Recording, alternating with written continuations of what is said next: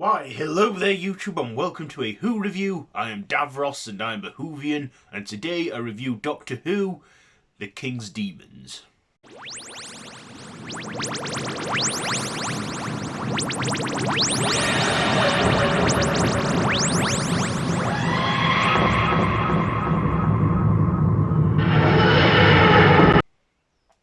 So this is a lovely two-parter, very short and sweet from, it's the last one of the 20th season, I believe.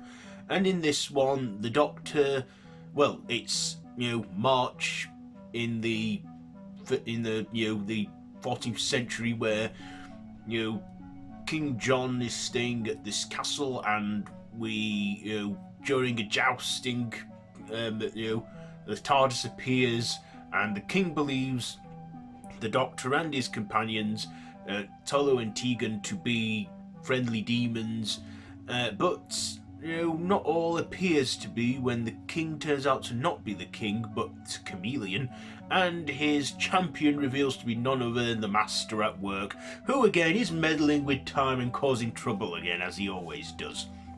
So, that's the story there. So what did I like about this one? Well, first of all, I like that it was short and sweet. A two-parter, 25 minutes each, so just under an hour of watching, which I do sometimes like with a Doctor Who serial, when it's when it doesn't drag on for like 4 or 6 episodes.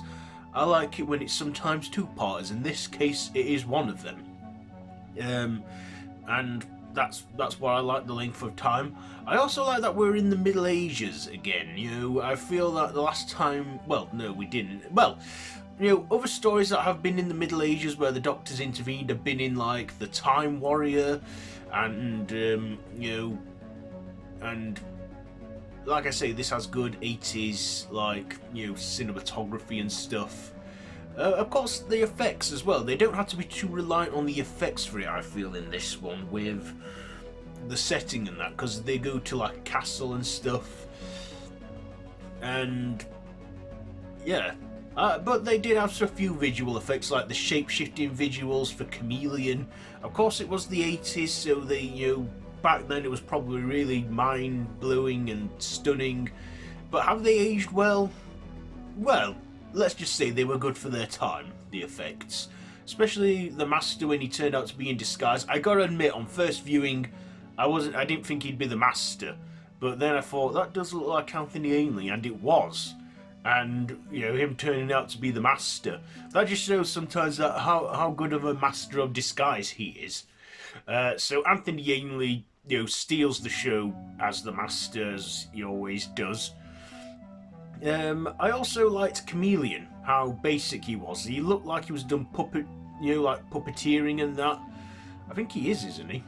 Yeah, I don't know much about Chameleon. I know that he was with the 5th Doctor for a brief time. So, yeah. But we didn't see him in the next story, which was the 5 Doctors. Of course, Janet Fielding was great as Tegan, and Mark Strickson as Tolo. And of course, Peter Davison delivered a good performance playing the Doctor, I thought. He was alright in this and good.